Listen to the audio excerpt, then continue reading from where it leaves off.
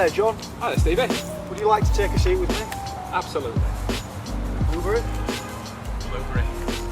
Take that.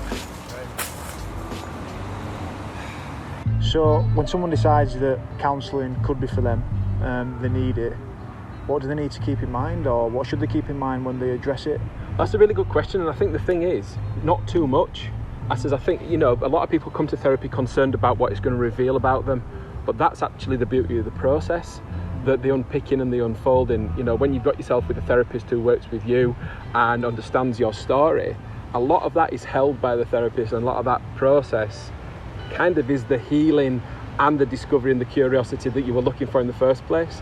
That said, it's important not to get too weighed down, and to understand that just by actually reaching out and just by connecting with a good therapist or a good counsellor, you're doing a lot of the heavy lifting already, because what you're doing is you're saying, I can't do this alone. I want someone else's opinion. I want to check something out. I want to learn a little bit more about what I've gone through. I want to make meaning of my experience. I want to understand my purpose again.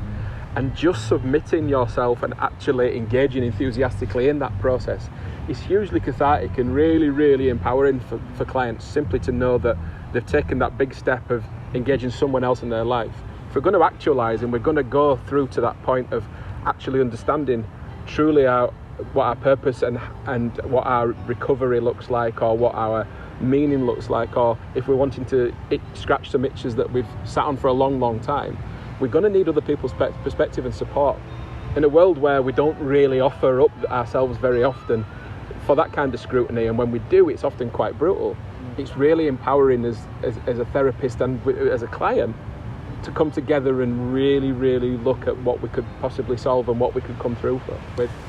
Do you know what I got from counselling? And I never thought I'd get it, but you think you've got all the answers in your own head before you go and make the move, and before you go and speak to someone, or before you open up to something else. Because half that's the problem, innit? Like the assured sort of nature that we have. Definitely. Blokes, definitely, that think, this is what's wrong with me, this is where it's at, I can't do anything about it, and if there is anything to do about it, I don't want to do it because, I don't know, they're embarrassed, or they feel like they're letting themselves down, or they feel like they're letting people down around them. But what I got from it was an acceptance of what was going on in my head, and someone else objectively looking at it and going, yeah, that's all right. Yeah, it's all right to think like that. Do you know what you can do for it? You can do this. And it was like acceptance, and then like freedom to do something about it. Do you know? Like a massive release to go, I've got this issue, I've got this thing on my mind, this problem, but it's just giving me the keys to be able to go and do something about it. That's absolutely right. You make a really good point there. The distinction between empathy and understanding as a psychotherapist and not living your life. I am not living your life, and so while I can understand and empathise with the shame, with the pressure, with the vulnerability, with sometimes the isolation, embarrassment of situations that clients will bring, I sit independent of that. And as a consequence of not carrying that, I can perform the role of saying, what would your life look like if you removed that unnecessary or that quite painful feeling? And guiding and being able to be that guidepost, which is, someone who is independent but simultaneously involved in their process too. It's a really lovely position to be in, because you can speak freely and you can point the way, knowing that actually that's not your lived experience, but you fully understand what it is to have that experience.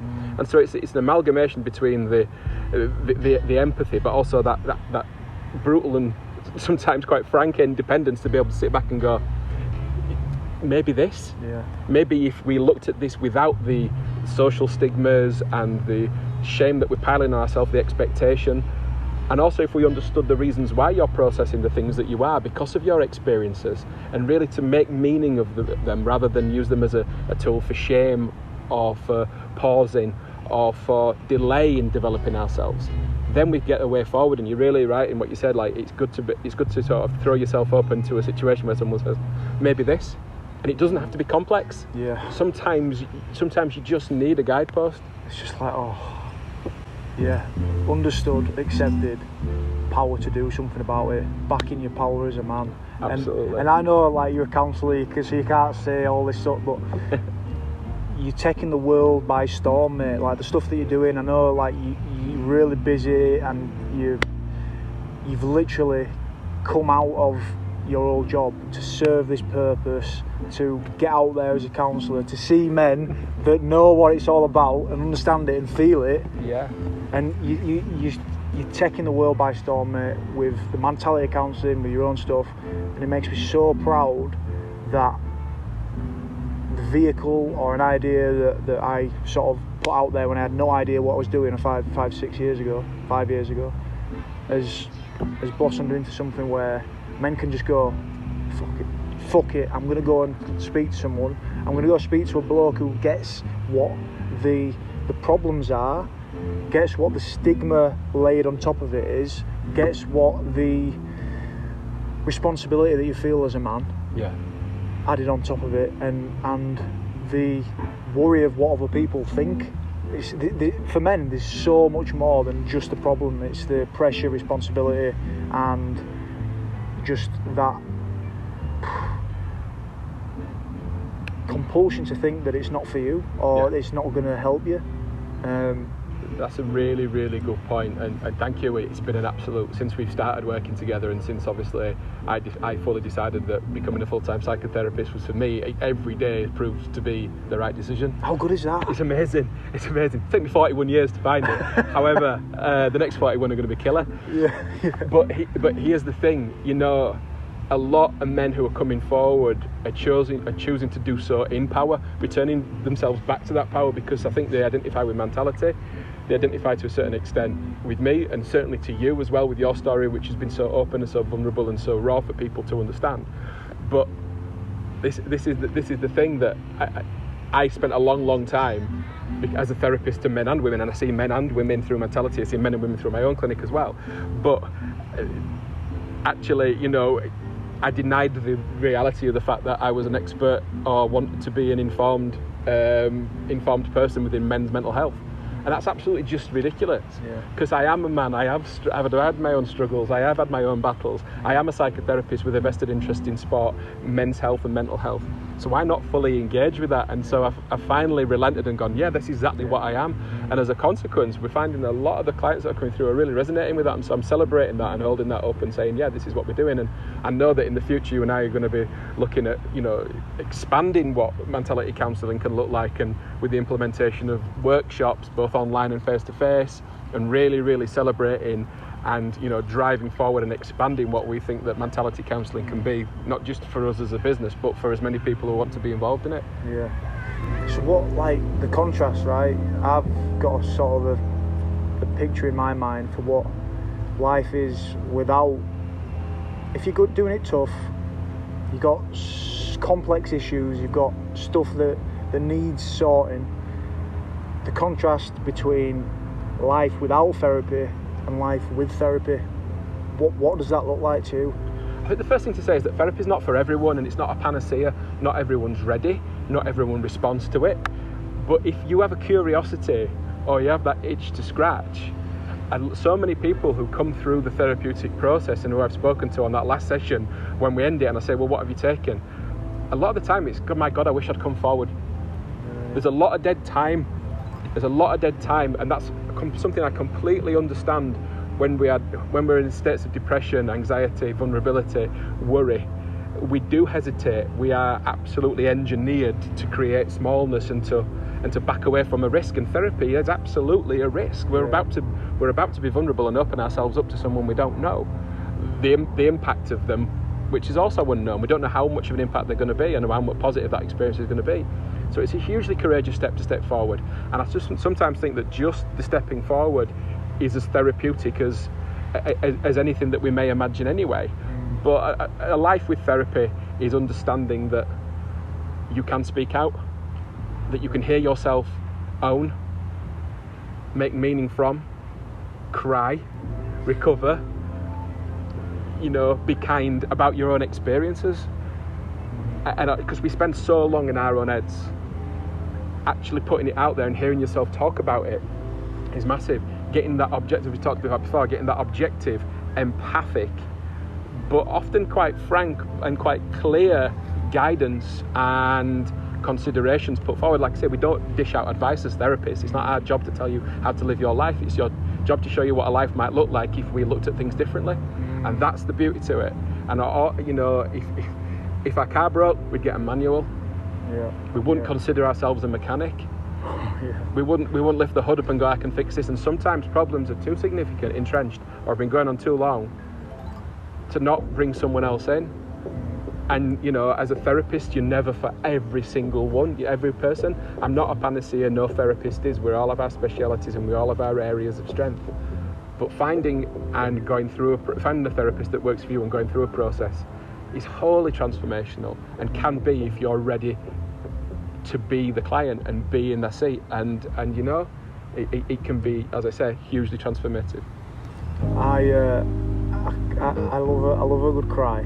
I've only allowed myself to cry over the last 2 or 3 years, but I always used to say it was like, you know, you used to get that. Remember as a kid where you used to get a whack on your nose or something like that, and you'd be playing rugby or something, and you're like, shit, why do I feel like I'm gonna cry? So you'd like, fucking stop. That's not happening. That is not happening. Like, that happens in life for me. If I get upset about something or sad about something, I can feel the tear ducts that are like warming up, and then there's like a blockage. I'm like, oh, what? Come on, I need to go into this. I need to go into this. So yeah, I think the actual paradox of it, or the counterintuitive thing about it, is when you're voicing what's going on for you, you know, when you're voicing your issue, a lot of that feels vulnerable. Like, a lot of that feels upsetting. It induces a lot of sadness and that question in your mind: why am I doing this? What, you know, why am I letting myself into this world now? You know. Yeah. But then on the other side of it, and sort of at the same time, it's like you're gaining power. It's like you're gaining freedom and like a weight off your shoulders, and you're just like, I'm going into this. This is where I need to be right at this moment. Yeah. And you just like feel that acceptance. You feel that freedom to go and do something. We're designed to feel. Yeah. We're designed to emote. We're designed to cry. And the idea that having gone through childhood, often doing those things freely, we would suddenly reach an age or reach circumstances in our life where suddenly it's not permissible to think deeply, to feel, to emote, to cry, to feel a sense of vulnerability is wholly unhealthy. It's wholly unhealthy. If you're feeling sad, and at least you're feeling. So many people in this world have got themselves into situations where they're unable to feel for whatever difficult circumstances they're facing. And so that idea that you can come and learn within a safe therapeutic training ground almost to cry, to engage with the reality and the story that you've been through, and to understand that, you know, emotions are all right. Yeah. This is the first thing. It's actually all right to feel stuff, that we don't have to be this absolutely closed off brick wall. And once we engage with that, we return to our power. We absolutely do, because we know what things are and we know what things aren't. We're not treating everything with that toughness. No, whatever it is, you're not coming over my wall. Something should get over your wall. It serves a purpose for a limited time, that, doesn't it? Yeah. You know? It does. Like a rugby field. Like a rugby field. Like making it in rugby, like, you know, all that sort of stuff. But it comes to a time where, and this is where it dropped for me, you've got an issue with your mind, or a problem with your mind, mental health, just where you are. Why do you think that your own mind itself is going to solve it? Yeah. That's what you said there with the car, with the mechanic. Yeah. Why do you think you take a step out of it? Yeah. And a question for any men watching that are so assured that everything that they do is right and correct, and that it's hard and wrong to feel emotion. Just be curious. Just step out of it and be curious, and ask yourself, is life leading you to the place you want to be, how you already are? Yeah, that's a good question. Yeah, and like I say, I'll always squeeze a Brené Brown quote in there, and you can't suppress your emotions for an entirety, and do vulnerability, or vulnerability will do you. Yeah. Shake a bottle of pop, it's going to fizz. It's going to come out somewhere. And you know, therapy and workshops and Evolve, which we've got going on at Mantality, are really good ways to safely and creatively and curiously discover a little bit more about ourselves and turn those things that ultimately we're really, really frightened about into our power. Yeah. He gets it, this guy. He gets it. I love it.